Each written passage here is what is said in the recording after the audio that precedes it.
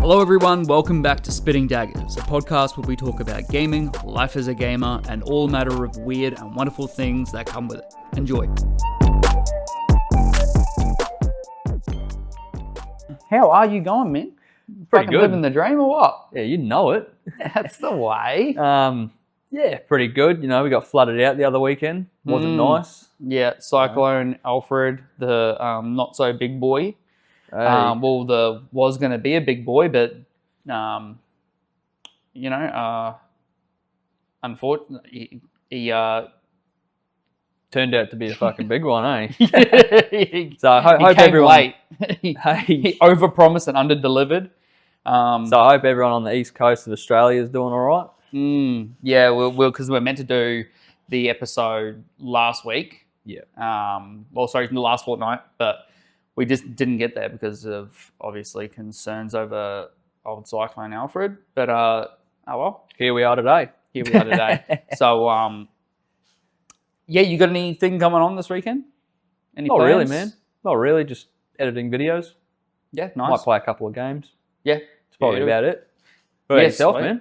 man? Yeah, nothing much, man. Usual business stuff. Just usual work on the next collections that are coming out with Rogue Society. And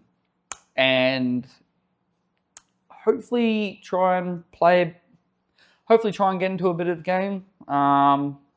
Like I've been playing a little bit of Dark and Darker, which I'll get into a little bit later.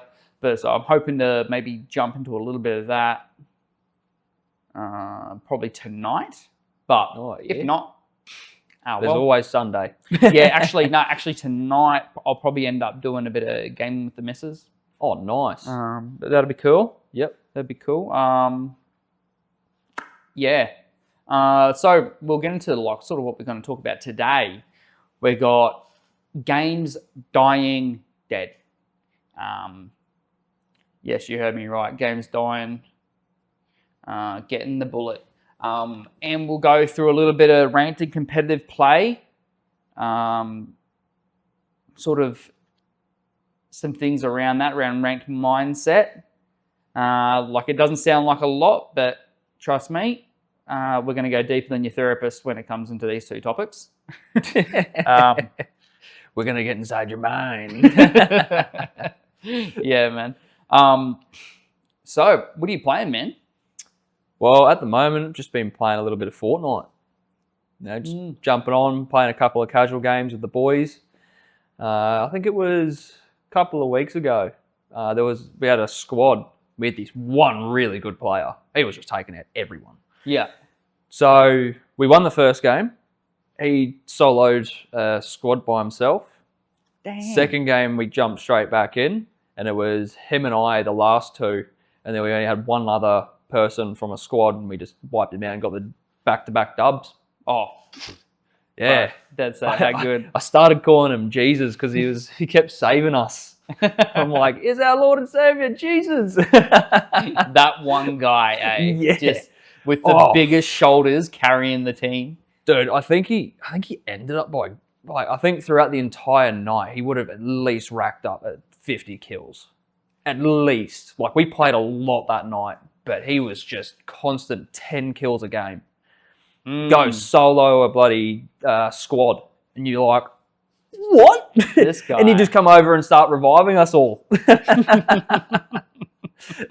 Yeah, well, squads gets hectic in Fortnite though. Yeah. Even the duos that we were doing last night, I spoke a bit about how it would just go so quiet, and then all of a sudden it would just be on, Just chaos. But that's times two when you've got the squads, because there's just people everywhere. Yeah. It's so hard. It's so hard to really find a grip and get the sense of everything that's happening inside the battle. You know. Well, see, we played 0 builds last night. Imagine with builds.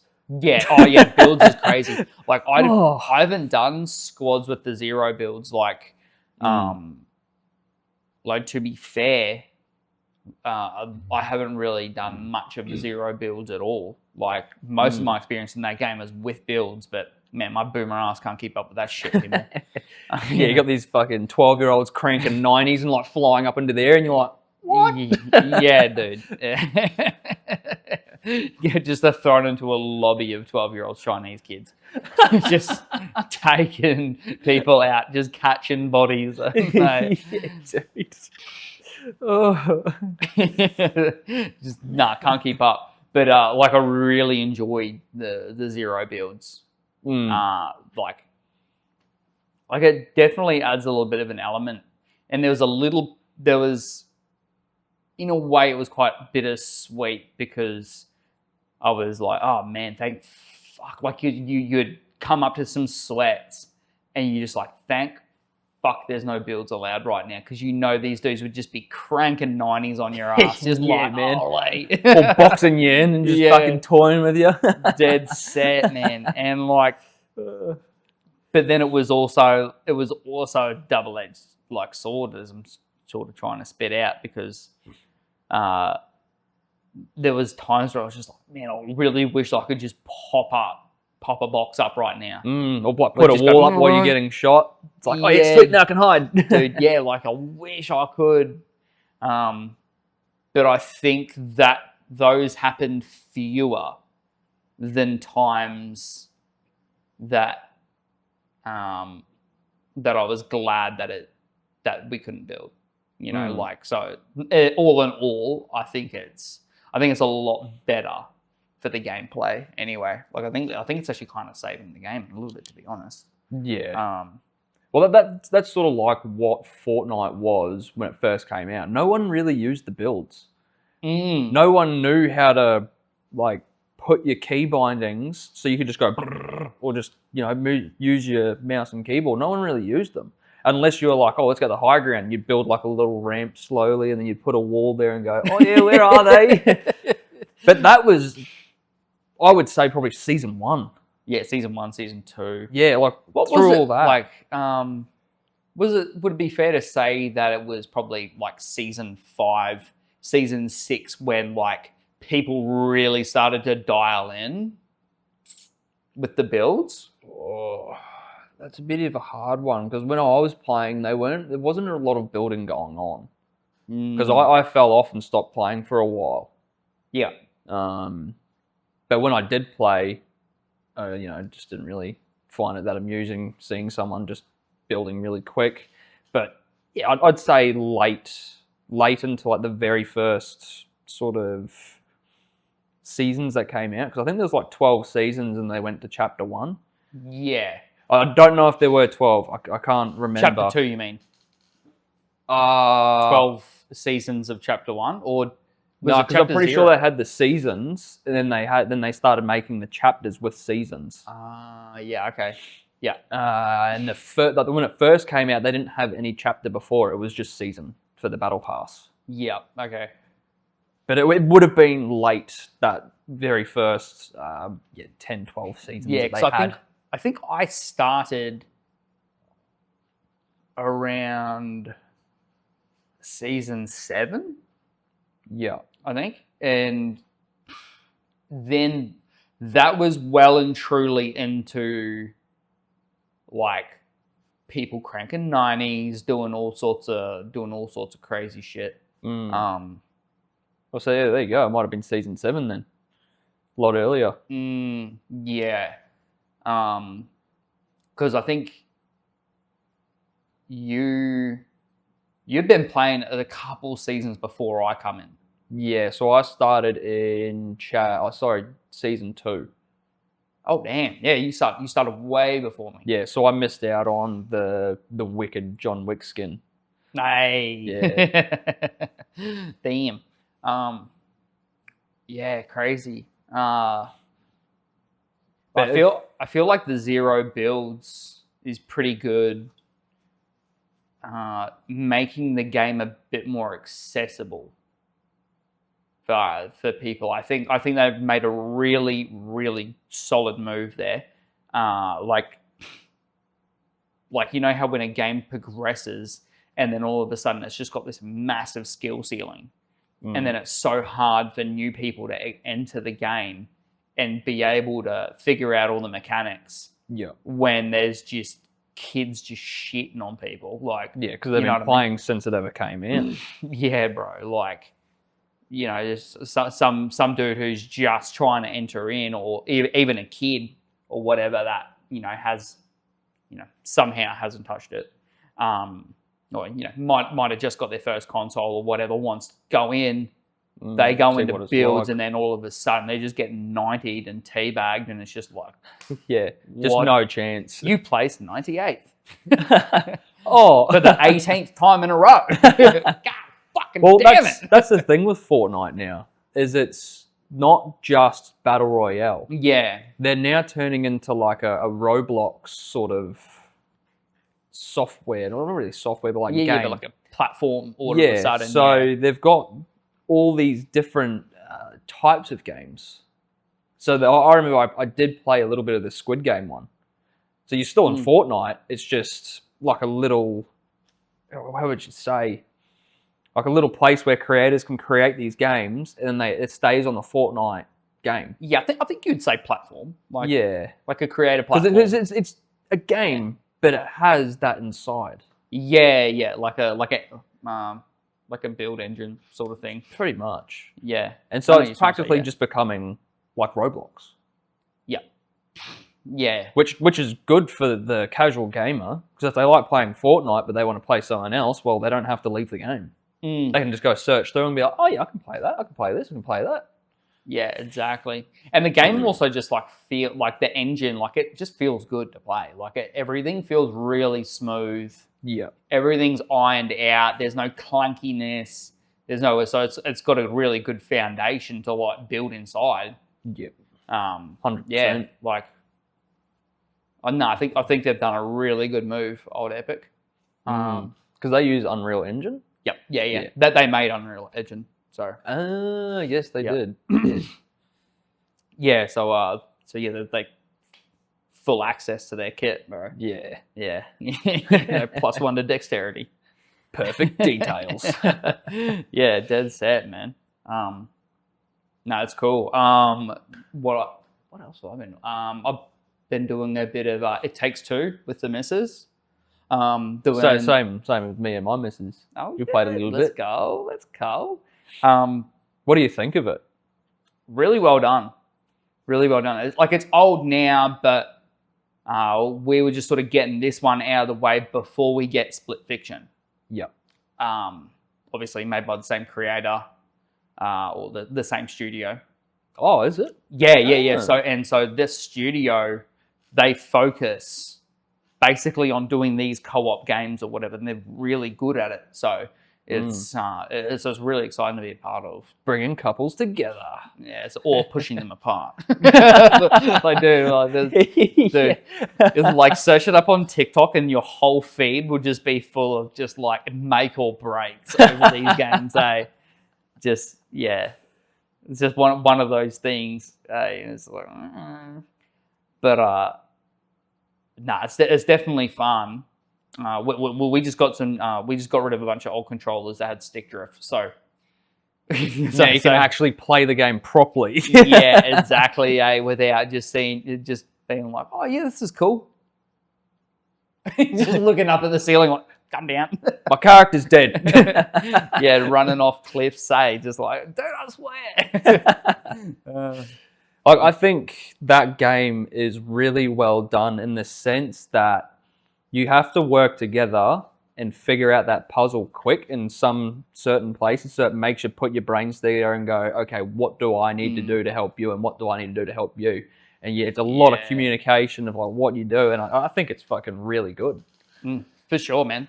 And it also combines really well with the story as well, with like, like the couple like divorcing or having a rough patch in their relationship, and then like that sort of infusing into them needing to work together, and then finding through teamwork and the effort in teamwork that there's like some sort of rekindling going on there. Like it just gels, man. Like the whole thing really gels.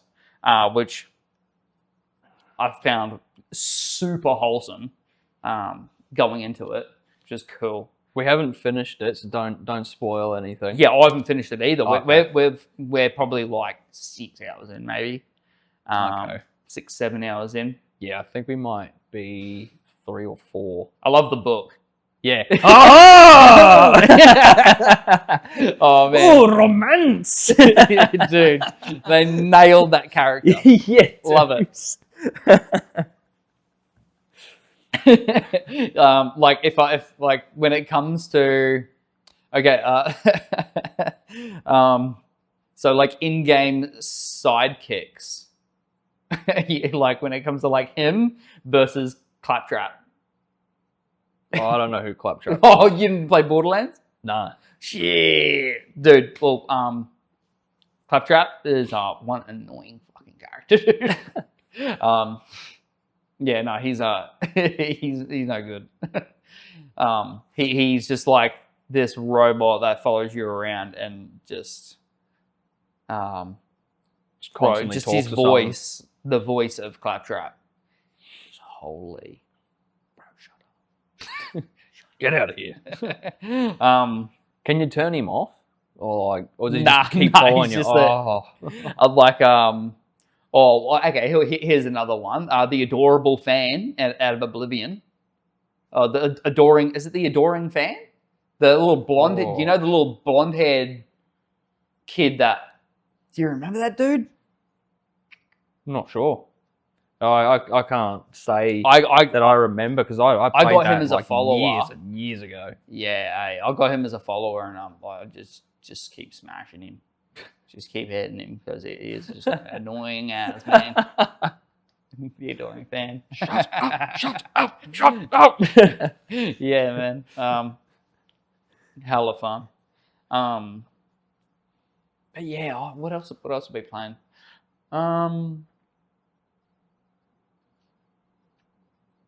Might kick it with a bit of Hogwarts Legacy, maybe. Oh, you're playing that already? Yeah, well, it's been on the Game Pass for a while. Like I just never really got around to playing it, but I was keen for it. But might get around to playing that soon.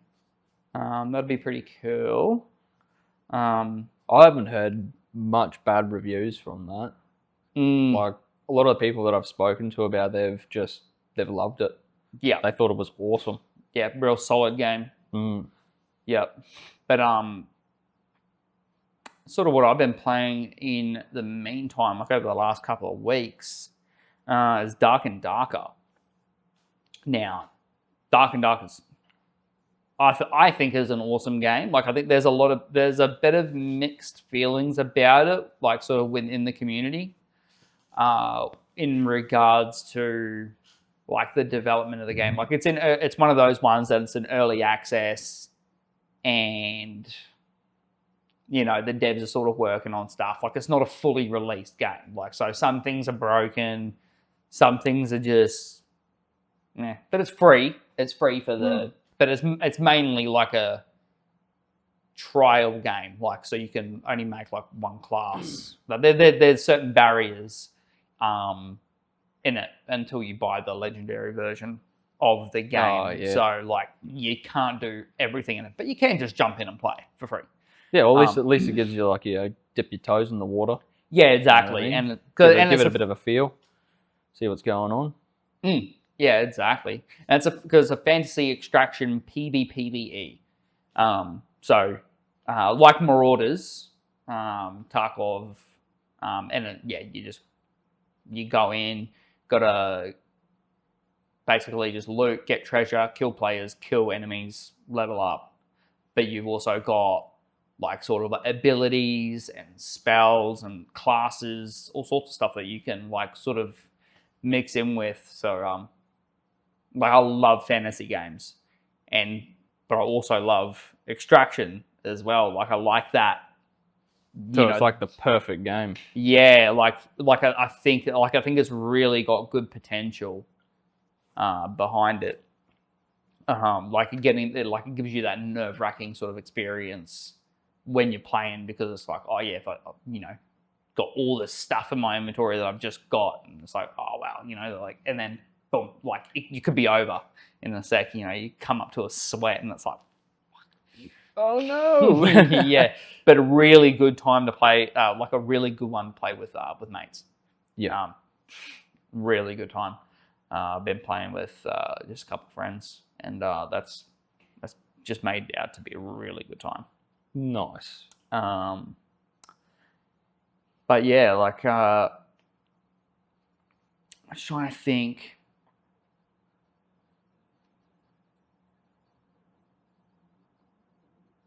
Like it was a little bit of a complication, because you got to get out of this joint, and like the extraction points in it are set up like, so there's extraction points set up all over the map, right? But once one person goes through it, it closes. Oh yeah, right. So you've got to go to another one. So then your mate has to go to another one by themselves, or either your friend goes through that one, and then you need to trek through to get to the next one alone. That's rough. Yeah, but then there's other ones where like there'll be I don't know what really to call it, but maybe like a pillar, and it's like a little thing or whatever, and it can create 3 portals. Oh yeah. So you can find that and then get the whole team out in one place, but you just got to make sure you go to that one. And lately they created like the random dungeon system, which means that all the spots in the map all get jumbled around. Oh. And move and then it turns on fog of war as well, so you can't see where anything is. Like you can't see anything on the map. And so you just gotta and dude, I went through like into this one. I think I played like maybe 13 games, and I didn't find one extraction the whole time, because everything was just jumbled around. I didn't know where I was going. So you just cruising around, killing like enemies and stuff like that, and then it's like, because it's timed. Yeah. So after a certain amount of time, like it all just caves in and whatever, everyone dies. And yeah, rough, man. Like it was like I had like 13 minutes or whatever, and I couldn't find an extraction. I didn't even see one, which is crazy. I was like, wow, this really changes shit up. But yeah, yeah. Are you excited for any new games coming out? Yeah. All right. Can GTA just hurry up? Dude, it was announced December 2023. Didn't get released all throughout 2024. Just come on, this year. Come on, just this year. Yeah. However, with that though, I do believe, because I don't think they're going to bring out a hard copy. People are going to be buying it on consoles first, sorry. No, it'll be straight on consoles. PC isn't getting it apparently until a year after. Oh, really? That is a rumor. Holy. But that's what I've heard. Crazy. However, with people buying it, and then you know how big GTA is around the world, everyone's going to be downloading it at the same time. Everyone's going to be playing it at the same time. I reckon the internet might crash worldwide. Yeah, just send everything into worldwide panic. But it's a fair statement though, because like I don't think that there's never been this much hype for a game ever. No, like this game is seriously making history like already, and it's not even out. Yeah, exactly.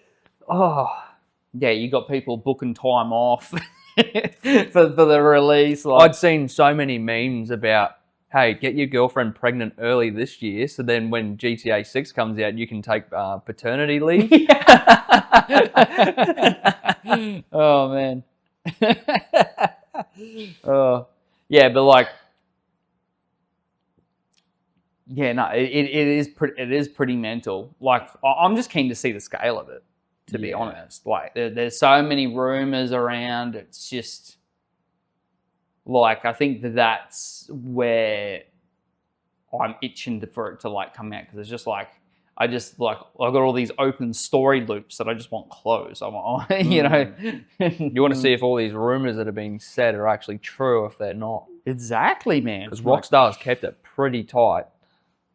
Just holding their employees at gunpoint, just like, don't say a word. Didn't matter. It got leaked 2 days before the trailer came out. Anyway. Yeah, well, that's true. Fucking Someone hacked it, didn't they? Hey. Someone hacked them, didn't Oh, they blamed it on the crypto bros. Yeah, right. But I don't know. They could have just like staged it. Maybe This is true. like nothing brings hype like a leak. So that's something to keep in mind. But either way, like, because I mean, heaps of people like tweeted about it. Well, cause when it got released, that trailer, it broke Mr. Beast's record for most views within a 24-hour period, and I think it did it. It did it in 12 hours, 12 or 13 hours. It broke the record for most views in a day. Wow. And yeah, for a non-music video. Yeah. And then it was very quickly the most watched non-music video on YouTube, like crazy. Yeah, that is insane. But but even Michael Jordan tweeted about the leak Yeah, to his whole audience. I was like, so that's 40 million people in reach. There you go. Like, but yeah, so whether it was staged or not, who knows? But if it was, it worked. Yeah. Bloody A. Yeah, crazy stuff, man. But yeah, we'll get into it. We'll get into the guts of it. Start ripping in. Yeah, so games dying dead. I want to dive into a little bit about why games die. Like the whole sort of thing nowadays. Like everyone says it. Like this game's dead. This game's dead. And I feel back in like even maybe 12 or so years ago, that just never happened. And before that, it was just like unheard of. It was just like, this is the game. And like people were either playing it or they weren't. And it wasn't like, oh, this game's dead now or whatever. And yeah, there's just definitely a lot of conversation that can be had around it. Obviously, like the gaming landscape has changed. Like there's when I say that, like there's way more game developers nowadays than there has ever been. Yeah. So there's more games being developed. Obviously, there's more players to play the games as well because the population is just exploding. Yeah. So, you know, there's a lot going on. But yeah, like I don't know. Do you have any sort of opinions with in terms of why all of this has happened? Why is this such a big thing all of a sudden? Like, why are the games just dying? Like, why is that even a thing? Well, I mean, money could be one of the biggest things. Not having enough funds to actually fund the game. Yeah, like in terms of maintenance and content. Yeah, well, that is a point because, like, I mean, look at the you look at market saturation, like how much, like, and games are expensive now, man. Yeah. It's absolutely, it's nuts how much like these devs have to spend to fucking like keep everything afloat. Yep, we got to pay the workers, keep it going, pay for the servers. Yeah, there's a lot to go into it. For sure. You know, and especially if they don't have a player base that's not funding that, then, you know, the game's just going to die. Yeah, like, do you think that, like, I definitely think that the oversaturation of live service is definitely starting to take a bit of a toll on on the whole thing, because there's just like so many games. Like, and we may have touched on this, like with how Fortnite sort of come into the market and just exploded everything and sort of changed the game a little bit. Yeah. But but I think like there's a lot of tailwind off that, where everyone's sort of trying to copy that model, because it's such a, like, the live service model is such an effective thing. And I think that there's just so many coming out, like fucking, what do we got? The Finals, X-Defiant, and just countless other like small indie ones, like. And they're all free to play too. Yep, yeah. All free to play, just Free to play, but buy cosmetics. pretty much, yeah. And yes, I definitely think that the oversaturation plays a part, definitely. And 100%, man. Like for one genre of game, you could have like, let's say 200, but with just the slightest different bits in it. Now look at Fortnite, PUBG. What other wasn't another? Trying to think of another battle royale game. But those are the two that I can just pop off. Oh, Warzone, yeah. Following the model. You know what I mean? Like, and then there is other like smaller developer ones out there. I just haven't really looked around. Yeah, exactly. Like they don't, obviously, marketing costs also play a bit of a part in that. So someone else could develop a battle royale that's better than Fortnite. You know what I mean? And that's why why that's dying, because they've got something new and that's something cool inside the game that's challenging it. Yeah, but either way, it's got to have a secret source, eh? Yeah. And exactly. And that's where I think where it all sort of ties in is that they've got a lot of competition when it comes to that, because, like you say, like, Fortnite, Call of Duty, PUBG, CS2, like these are all like highly popular games with lots of funding. Yeah. And like they're just concrete foundations within the gaming community. Like when you bring it up, if anyone really considers themselves a gamer, they know about it. They've heard about it. Like 100%. It's a thing. So like there's a lot. So when it comes to break into that, like that makes it really hard for anyone to enter the market and be truly successful. And because obviously, they can take bits and bobs to, sort of replicate some of the success of these other games, but they can't just like copy the game. Like they've got to have their own differences or whatever, their own differentiation from these other games. But if that differentiation isn't fun, no one's going to play it. Exactly. Like it sort of falls off. But I'm also thinking, like, another thing that why games die is bugs and glitches. Like devs not keeping up.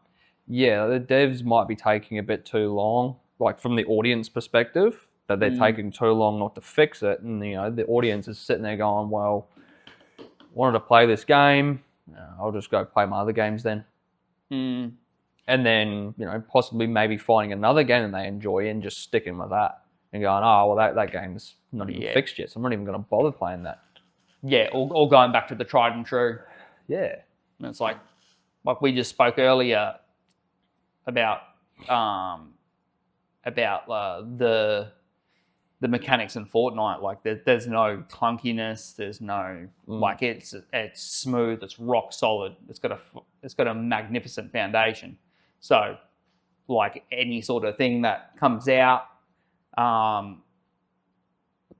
just might not have. Yeah, it could definitely play a part in that. They got me thinking a little bit about Marvel Rivals as well, and it's actually pretty good. I checked I didn't check it. I didn't check the Steam charts lately, but but I checked them a couple weeks ago, and Marvel Rivals was still sitting at number 4 on the Steam charts, which was which was really good to see, because that's a new competitor coming into the live service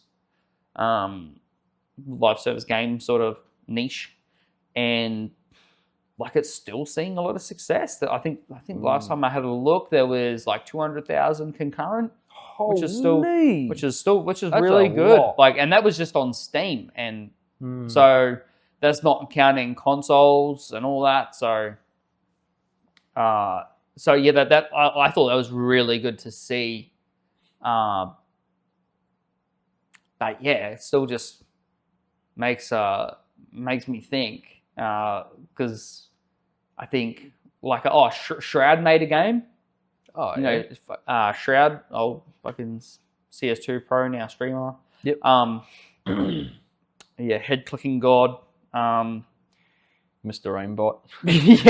yeah, that's it. So he made a game with a few other creators, and well, that game's dead. And there's another game, Deadlock, that came out. Now that's dead. And it's like, yeah, something going on here. And these are games that have funding, you know. And it's like, wow, okay. Maybe they're just not interesting to the audience. Yeah, and I think Deadlock, pretty sure Deadlock was made by Valve as well. Okay. So, but they're also with that, there might be a little bit of like obviously with like Valve made Counter-Strike, so whether the players are just shifting back and forth, and like there's just like, once the new thing's done and the fad's over, the great equalizing shift just happens and people just end up right back where they started. Could be a thing. But yeah. Well, I mean, that doesn't make a lot of sense, because I did smash Marvel Rivals quite a lot when it first came out, or around the time where it first came out, and then that just after a while, I just sort of just went back to playing the same games that I was playing before. Yep. You know what I mean? Even though that it's doing really well now, that's just how I felt, so I can sort of like agree with that. You know, you go in there, see what it's like, and then you just practically just go back to what you were playing before. Yep. Unless it like really fucking kicks something in your head for you to keep going and grinding on it. Yeah. That actually brings up something. Well, refers to something that I wanted to bring up. It was, do you think Marvel Rivals has deep replayable mechanics inside the game, or do you think the mechanics can sort of die off pretty quickly? What do you mean by that? Like, like if we are to look at some of the most successful games, a lot of them have a huge skill ceiling. Like Rocket League skill ceiling just keeps getting shattered. Fortnite skill ceiling, crazy. Like it just, you can just keep getting better and better and better and better and better. CS2, crazy skill ceiling. Like, you know, angles, smokes, all that sort of stuff, right? Like it's really tactical. Rainbow Six Siege, hella tactical, huge skill ceiling. These are all really successful games that after years and years and years, they are still on the top, right? Well, they're not all on top, but you know what I mean. They're still kicking goals. So like when I say deep replayable mechanics, like do you think maybe Marvel Rivals is sort of, even though like it's fun and whatever, it's sort of chaotic in a way, like is there a skill ceiling there to get there, or is it just fun chaos? Well, it's a bit of a hard one, to be honest. That's all right. Take your time. We got all day. Well, I don't know if the viewers have all day, but we do. we can cut out silence. Personally, I think it could keep going. I reckon it could keep going because people are finding different ways to use their abilities and using the characters together.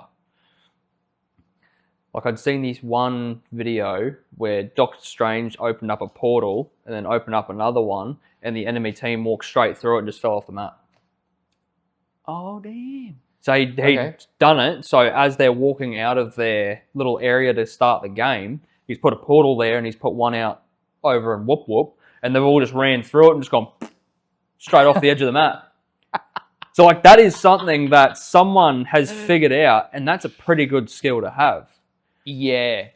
Okay, And so I there is think a bit of depth. with Marvel itself, it's got so many characters. Yeah, big IP. They can just keep pumping all these characters from the comics straight into that game. More abilities, more attacks. Yeah, people are just going to keep getting more skilled and skilled the more they keep playing. Okay. And if you're playing that game for a long time, personally, I think you're going to start playing with different characters. Yeah. And you're going to get a bit more feel, so you're going to be a bit more versatile, so your skill is going to be right up in that game. Yeah. You could be like, oh, that person chose that one, well, I'll just choose this one. Sweet. Now we can work together. Yeah, okay. So it does have the potential to really sort of dive deep into the mechanics and really explore a bit more either, wider or more vertical types of gameplay. Yeah, okay, that's cool. Because I think that, I think definitely that that sort of thing with the mechanics and how replayable they are, like, is definitely a factor when it comes to how successful a game is. And I only think that because of how the most successful games, like the ones I just rattled off before, how what's something they all have in common. But yeah, you got any other ideas on like what you think could also sort of be impacting this? Impacting, like just like the game's dying. Yeah, of course.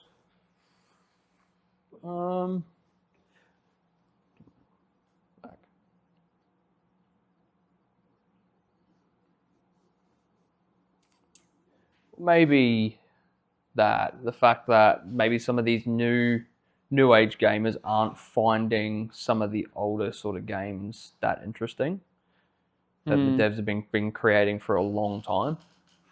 Yeah, okay. So like I couldn't picture someone young playing Fallout because Fallout came out way ages ago. Like I've got a little brother and he never touched it. Never played it, but Fallout's massive. Yeah, for us back when we were kicking it, pretty much. Yeah, and back then, like, I think games are just sort of made differently too. Like, when I look at it, games from 12 to 13 years ago, like, they were an experience.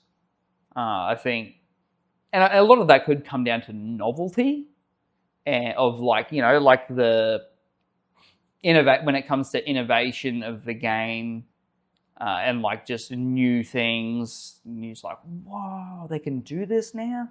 Where maybe we're coming up to a little bit of a lull, and it's like the advancements inside the game are sort of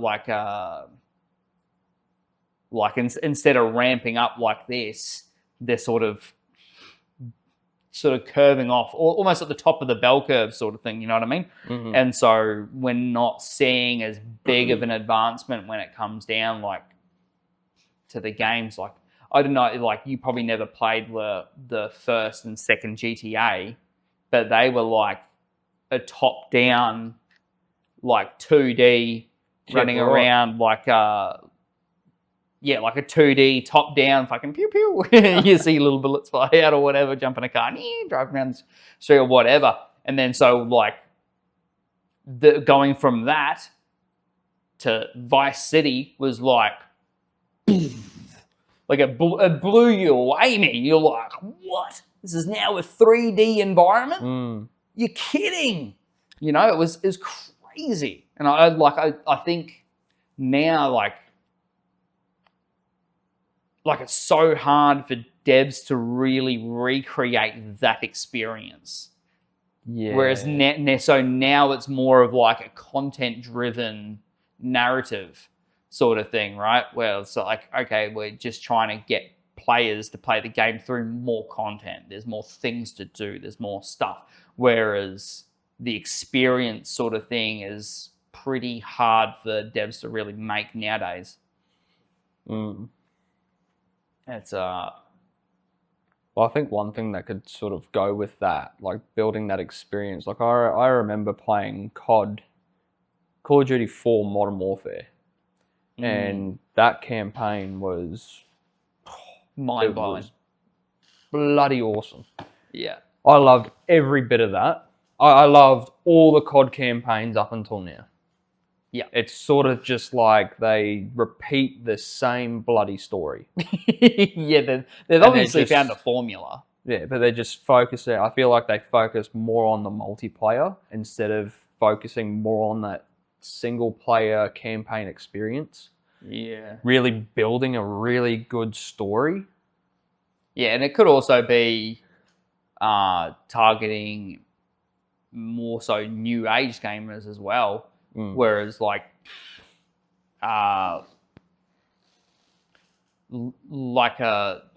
someone who's 13 years old now, or I mean, well, they say the game's MA15 plus, but kids play it. But, yeah. Hey mum, can I get a game? Yeah, you know it. Kids are playing these games. There's no doubt about it. And I know that because of voice chat.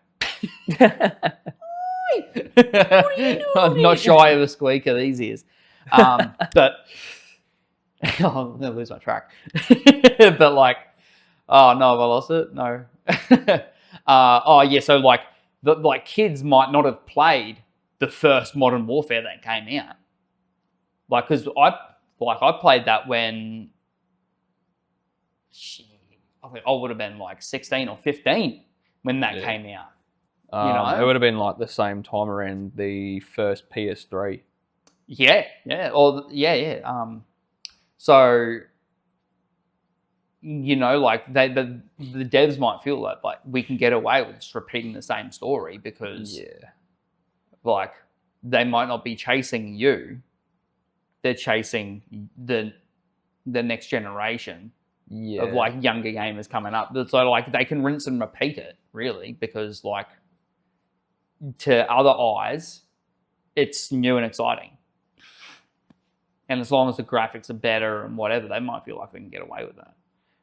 I just think it's a bit of a disappointing thing being a fan of COD, all through all that time, and they've put so much time and effort to making this great storyline, and then just gone,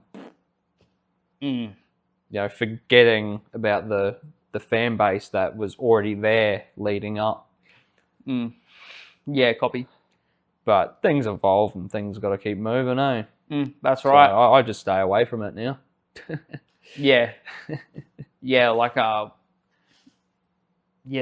there's not really a great deal of games that I play that are story driven lately. If there was one that I did, it would be Kingdom Come Deliverance 2. But yeah, I think mainly that is the way it is because a lot of games aren't doing a super great job at it, to be honest. Or they could be doing a really good job of it, but the novelty is, could be gone, And so, you can only sort of rate the success of the game by the amount of fun that the community has playing. And if it's not fun, well then then it's a shit game. Like, I don't care what anyone says. Like, it could have the fucking best graphics or the best this and that. But if people aren't having a good time playing it, if it isn't fun, well then, I'm sorry, you create an expensive piece of shit. Hey. You know? So just before we move on, I wanted to ask you a couple of questions on why you wanted to create a clothing company. Yeah, copy. So I grew up like sort of in my early teenage years. Like I grew up not having a lot of self-confidence. So really the idea of giving people a vehicle that they can feel better about themselves and their life, or even just better about themselves, like I found that empowering to give to people. Like, well, I seen that as valuable because that was something that, you know, that I sort of never had. Like, I didn't really feel like confident or that I fit in or whatnot. And this is a common sort of trend with like within entrepreneurship, is that a lot of the times the best like problems are best solved by someone who has solved that problem for themselves. So a lot of the times, like most of the greatest inventions have happened because someone's gone, oh, I want to do X, Y, Z, but there's no tool for that. So they go, how can I solve this? And they make the tool for themselves, and then all of a sudden, there might be other people who need this process or thing or whatever it is that can benefit off this the way that I do. And then all of a sudden, a microwave is born, a dishwasher is born. You know what I mean? Like, and so I learned pretty quickly at the beginning of my entrepreneurial, or not even just my entrepreneurial journey, that confidence comes with one's self-expression and the ability to be yourself, regardless of judgment. And so, and yeah, there's many things that come with self-confidence, but that's one of the things. Like, that's one of the parts. So that was why I really chose that as a vehicle to provide value in a way. Because essentially, entrepreneurship is just providing value, and then like arbitraging value of that, you know. So, but yeah, well, that's just So I just sort of solved that problem for myself, and I chose that to sort of solve that problem for other people. Just in starting that, what are some of the things that you've learned about business? Oh, sorry, about running a business. Yeah. Adaptability and versatility. So just being the ability to be nimble and not get very caught up in one's own emotion. Like, I think you definitely got to be the type of person that can be all in on one direction, but be able to pivot. Like, have that ability to be like, okay, yeah, we're doing this or whatnot, but also be able to be like, okay, no, that's not going to work, or that's not working. Let's go down this road. Switch it. Yeah, let's switch it up. Like, trying to find the best things and not get so emotionally attached to sort of be like, oh, well, you know, like that's definitely a big one. And because the whole sort of entrepreneurial journey sort of like it's like imagine like a piece of cloth that it's just being pulled in all sorts of directions, like almost like a trampoline, right? And like, but all those springs are just sort of skill sets that you're just constantly pulling you in a different direction. So you sort of like this is why entrepreneurs get a bit burned out, because you spread so thin across everything because you've got to be everywhere. You got to learn every little bit. That's right. Like you can get overwhelmed really easily with all of this, because it's not just doing the thing. Like you got to learn how to do the thing for the starters, and then but it's like, oh, now I need to know accounting.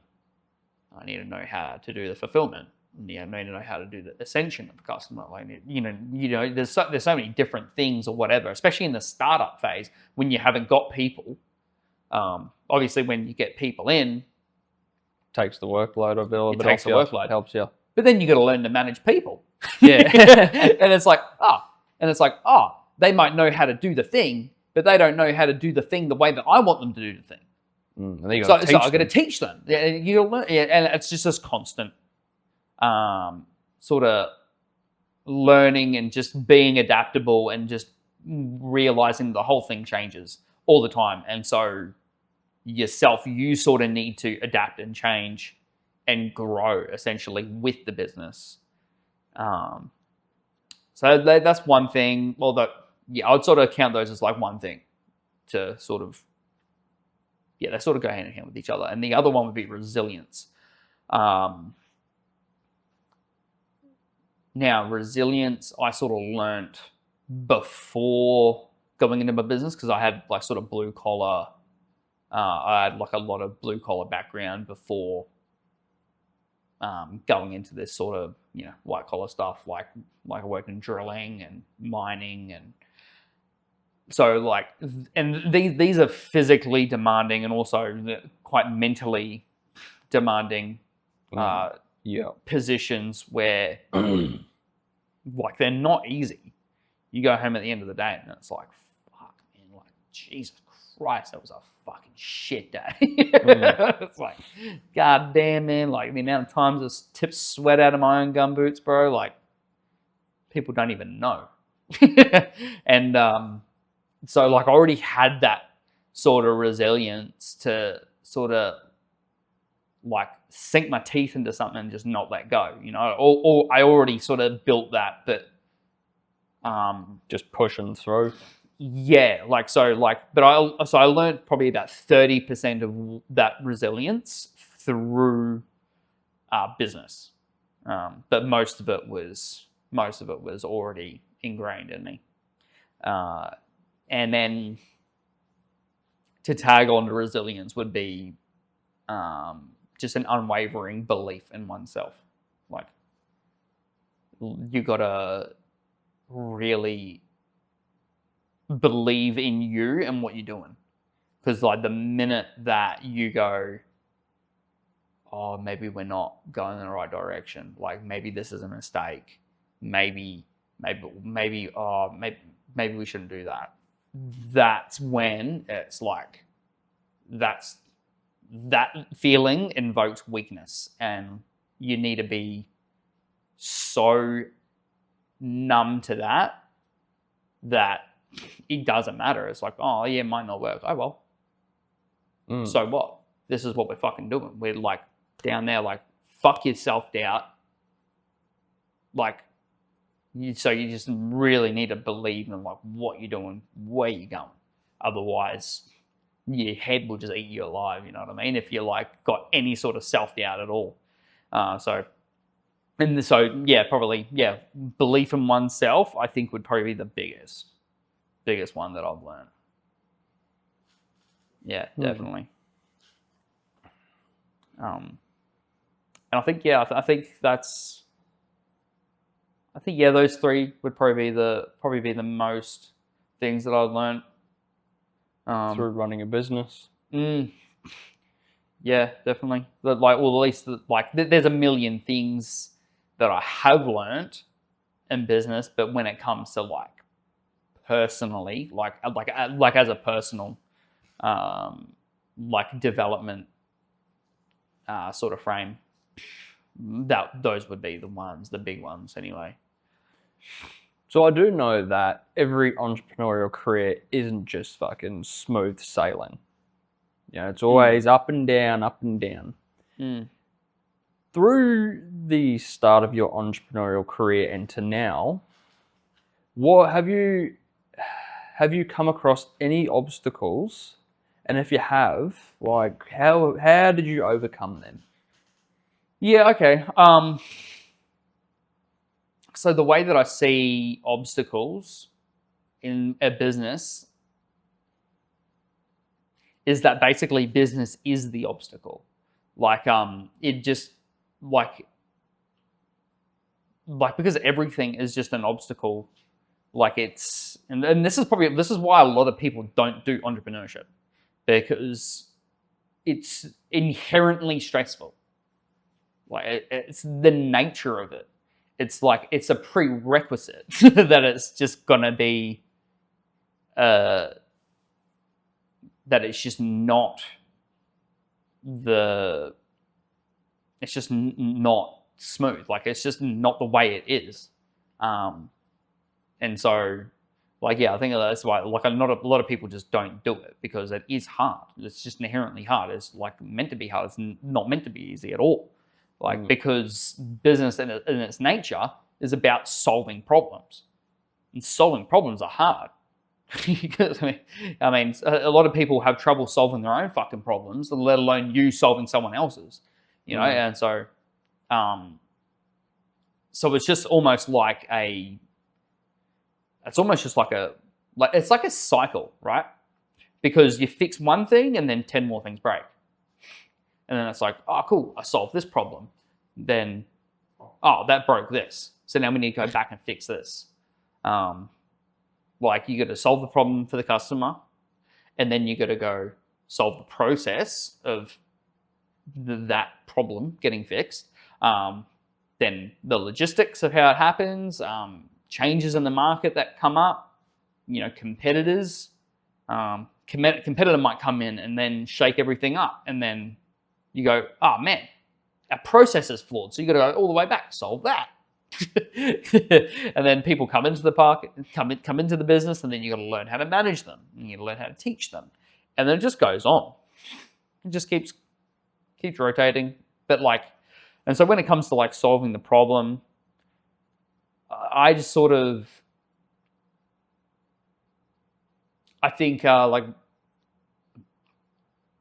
one thing would be reverse engineering it. Like, okay, so this is the problem, and just working backwards from it. I think that's a big thing. Well, makes things a lot easier, because as people, we're more inherently designed to see problems. We don't see good things. Like you'll find that, because it's a survival mechanic. You know, where we're inherently designed to see things that may be danger, and so you find if you reverse engineer things, you go, okay, we want this outcome. Then you can sort of list out, well, if I did not want to achieve that outcome, what would I do? You know what I mean? Like, yeah. So you'd go, okay, well, I wouldn't do this. Get up early in the morning, and and then you just work backwards from there. And so you can solve problems pretty quickly by reverse engineering them. But yeah, man. Yeah, I think Well, I dare say that piece of information might actually help some of the viewers.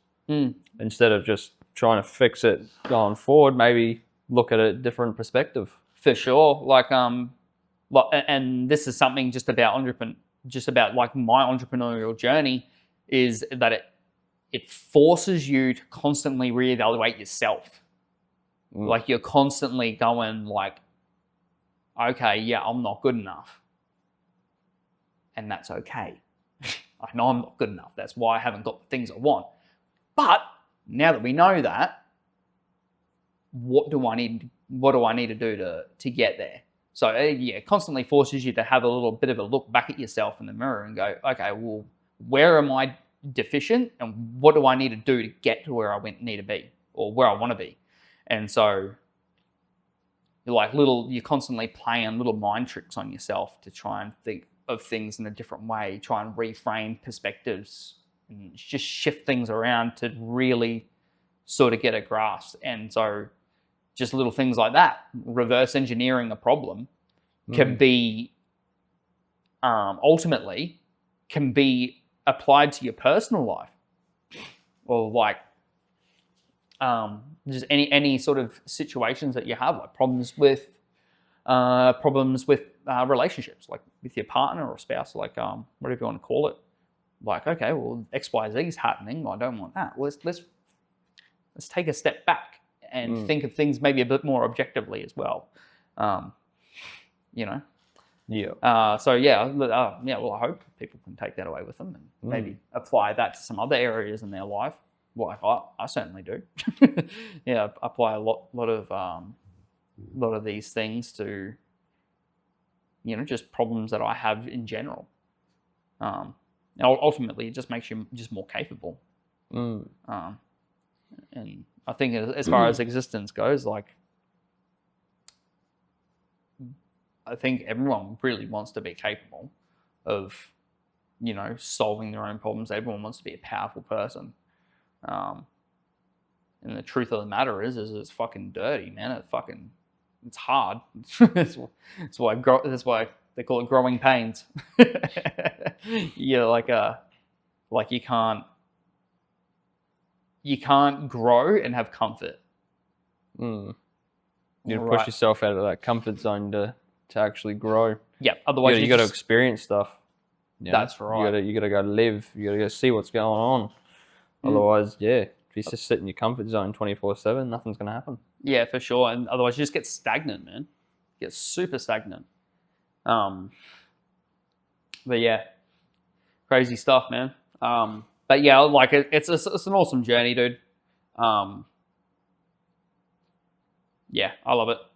It's good. Oh damn, we are like, holy, we are chatterboxes today. Yeah, bloody hell. Hey, I said at the start of this thing that we were gonna go deep, man.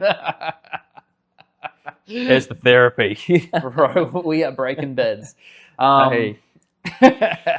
So we'll get a bit of a wriggle on. We're going to some competitive stuff. So like we sort of lean towards like multiplayer sorts of games, right? Now I'm doing a ranked grind, but what about you? You interested at all in like doing any sort of ranked grind? No, man. I can't stand ranked. I'm not the best at games, but I like just enjoying, casual game every now and then. Like playing ranked, there's always a bigger fish.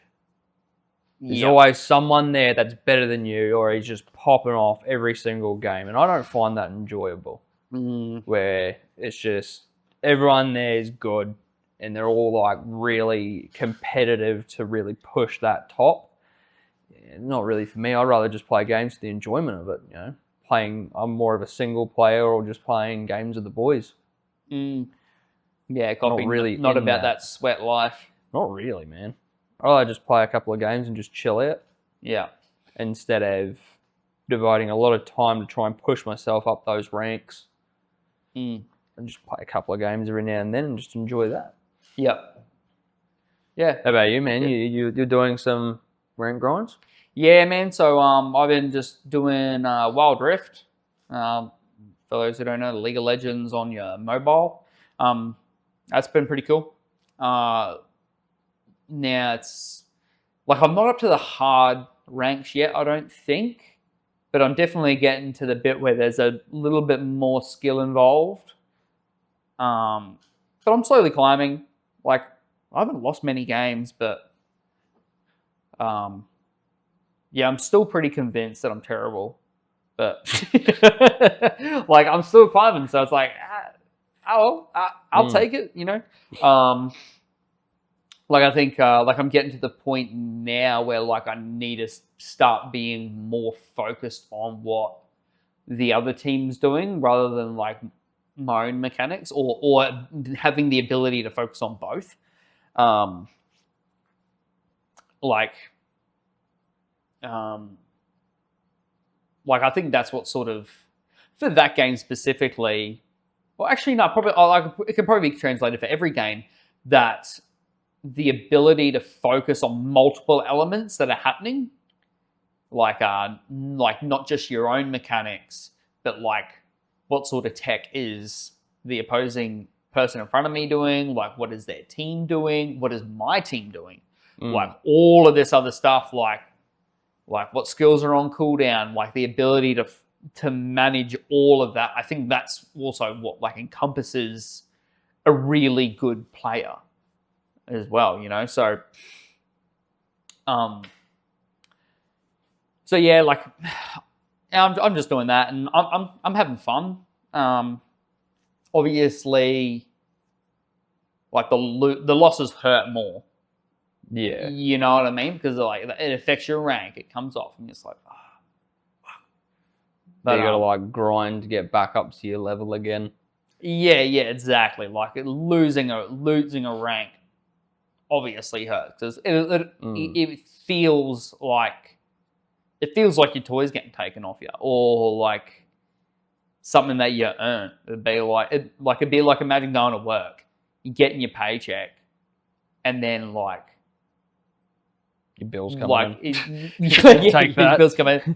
Yeah, tax man comes over and just like, dang, yoink, yoink. Asshole.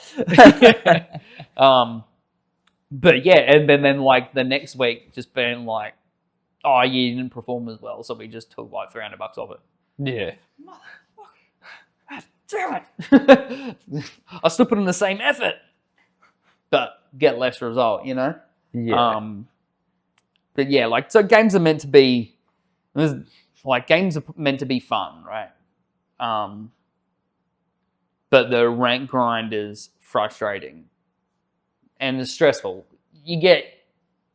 People get tilt. So what the fuck? Why do we do it? And when I say we, I mean me. Because you don't do it. You've obviously worked out this part of, well, I don't want the frustrating, stressful shit, right? Yeah, see, that's why I say I like playing games just to like casually just play around and all that, because I know that if I do play ranked, I'm probably going to get really, really mad and really just, pissed off. Yeah, you tilt easily? Yeah. Yeah. If I'm getting flogged all game, I'm gonna punch that monitor. Yeah, like, bro, my peripherals are way too expensive to be playing this shit. Yeah, man. Yeah. Well, I know if I accidentally hit me monitor or something, there's like $450 down the drain. Yeah. And that's something that I can't really afford to just start hitting, or accidentally hit because I've had a rage. Yeah, and it's like you can't just buy cheap monitors, because like that lower refresh rate is just going to make it worse. Yep. I'll punch those too. Yeah, like, but hey, you can go to Officeworks and just get a bunch of $60 monitors. Yeah. Just pre-buy them. You got 3 sitting next to me. Yeah. What was that Fortnite player, Mongrel? Is it Mongrel or Yeah, it was Mongrel. I think. He was a UK pro player, and man, he would rage. It was so funny, but like, bro, you just see like little keys just flying off the keyboard everywhere, like.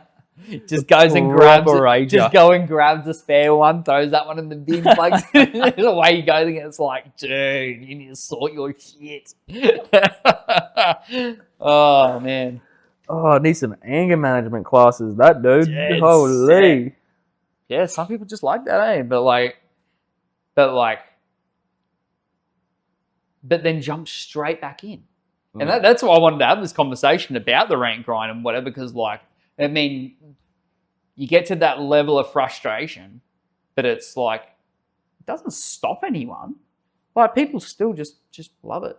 Yeah, they keep still Smashing keep it, like- smashing it though. Yeah. Yeah, like I think if I was to get to that point where like I couldn't control my tilt,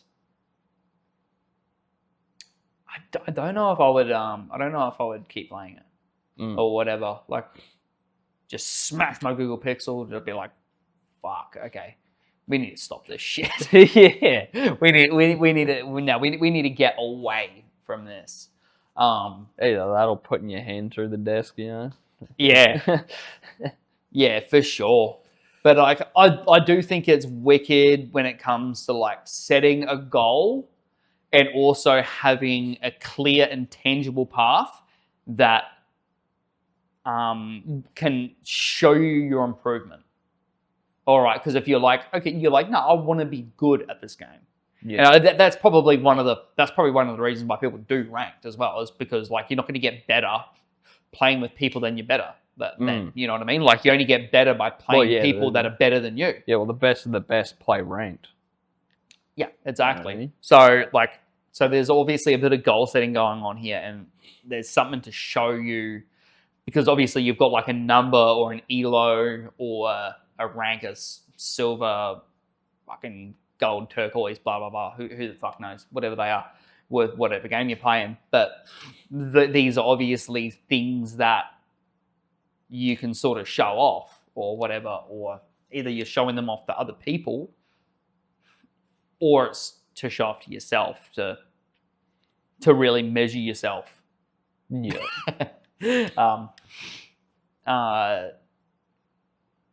You know, where you stack up or where you've come from. But that also sort of goes into like do you think that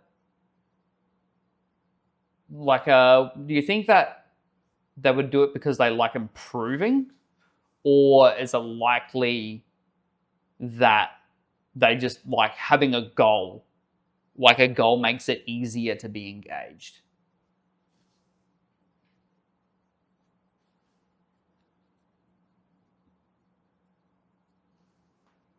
Well, to be honest, I think, you could probably say that it's probably like a 50-50 thing.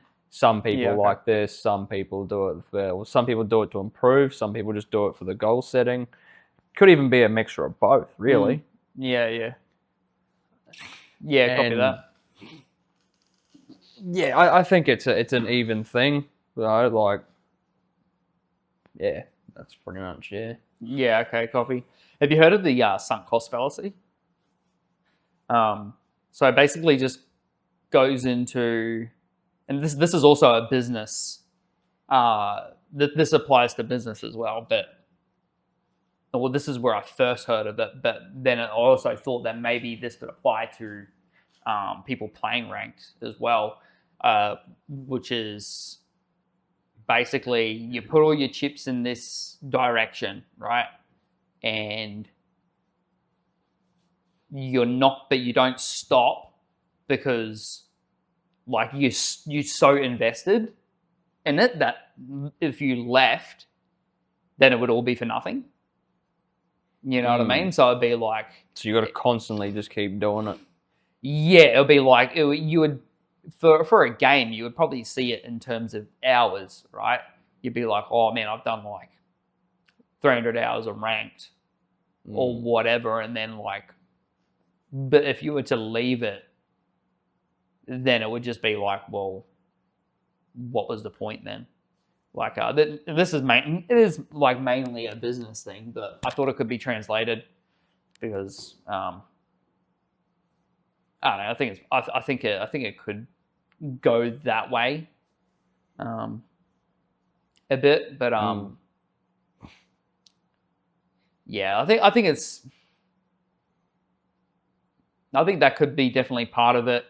But then you've also got like the intrinsic and extrinsic motivation. Like when it comes to like, are you really playing because you love the game, you love the mechanics, or you're just doing it for the rank to show off whatever to whoever. Like me personally, I sit on the sort of the intrinsic side. Like I'm not gonna play something that I'm not actually getting enjoyment out of. Yeah.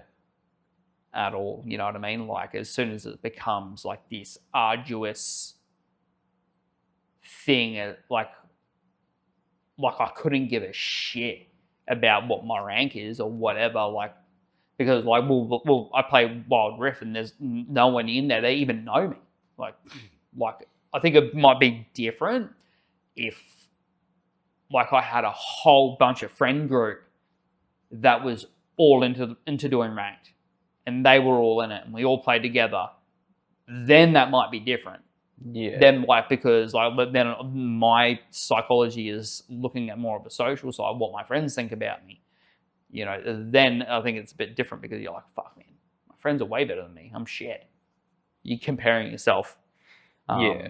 Well, see, I know we're talking about like the rank grinds, and like, obviously I'm not a big fan of doing the rank grind, but I like grinding out games, like getting achievements and, you know, doing that sort of grind. Yeah. So in a way, I would be in like an intrinsically. Yeah, I'd be in. Can't even say it, man. Intrinsic. No. Well, I'm not. Well, I'll see it. And so I like playing single player games to grind out that. Yeah. So it's either if it's a storyline or if it's an RPG and I'm going out, you know, exploring the world, just getting everything that I possibly can. Like that's my sort of like grind. Yeah. And yeah, that makes sense because like you're sort of removing the stressor out of it. It's at your own pace. You don't need to, you're not there like, you're not, you know, going into this like sort of contest or whatnot, but you can just sit there and just smash out everything at your own pace. Yeah. Yeah, that's wicked. That makes sense. Hey, I know it's not for everyone, but yeah, I think that personally for me is awesome because I can just, you know, do this and then come back to it later. You know, playing that single player game, you can push pause. You can't leave halfway through a multiplayer match. Yeah, hey, unless you punch your monitor. Yeah, then you can do it. Or your mum turns off the Wi-Fi router. Dude.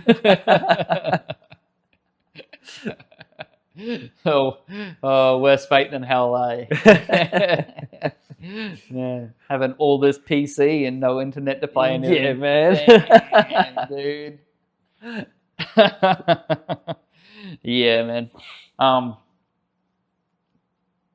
Yeah, it's a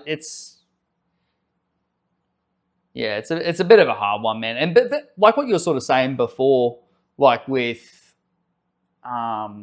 doing like the single player grind and stuff, like have you ever jumped into like the Souls games?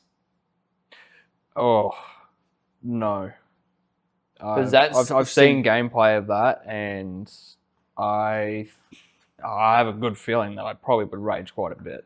Yeah, they're pretty hard. Yeah, I was actually speaking to a bloke the other day about it, and he's like, "Yeah, it's very technical. If you screw up one thing, you could be fighting a boss for like 20 minutes. He's almost dead. You get hit once, you got to restart the whole thing." I'm like, "Oh yeah, no, that would really like get under my skin." I hate like I don't hate the Souls games, but like what I hate about it is like the like you dying and then you're like, oh okay, I died here or whatever, like before a mini boss, and then like you go like 20 minutes back, you're just like, mate, no. Like, see that stuff there makes me want to throw my controller at the TV. It's like, why couldn't you just save it? Why can't I save before I go fight the boss? Yeah, 100. You make me walk, or you just make me start all the way back there just to get back to here. And like, yeah, that must take a lot of perseverance to just keep pushing through that. Mm. I would just be like, no, I'm done. I'm jumping off now. Yeah. Well, that comes down to like the pain versus pleasure sort of paradox that you get like in gaming, and that relates back to like ranked as well, where you're just like, okay, well, this is one. It's obviously hard, and that's why it's rewarding, and like, and that can relate to real life as well. The things that you do in real life, like no one gives a shit about anything that you do that's easy. You're just like, yeah, cool. I drank a can of Coke. Wicked, bro. Cool, man. Nice. But yeah, you climb Mount Everest, everyone's like, holy. Yeah.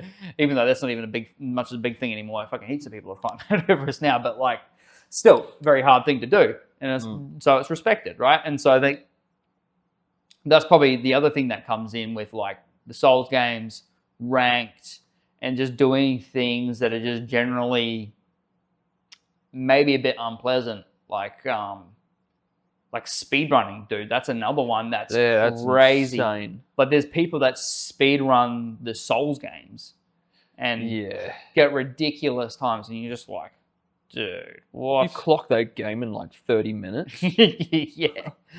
It's like, but they just know where everything is. Like they've just practiced and practiced and practiced, Over and and over and that over would again. take a long time. Actually, that reminds me, there was a chick who speedrun every single one of the Souls games on a no-hit challenge. Holy! Completed all of them without getting hit once. Yeah, crazy stuff, man. That would have taken so much time. Yeah, man. Unless she's just an absolute god at it. I can't remember if it was a chick or a dude. Well, unless they're just like an absolute god at it. Like, that's Well, must be. insane. It's possible. More of a god than me. Just jump straight on, just like, oh, this is easy as. Yeah. No practice, just, oh, yeah. It's like my first time playing. But, yeah, like the frustration can probably turn into addiction as well.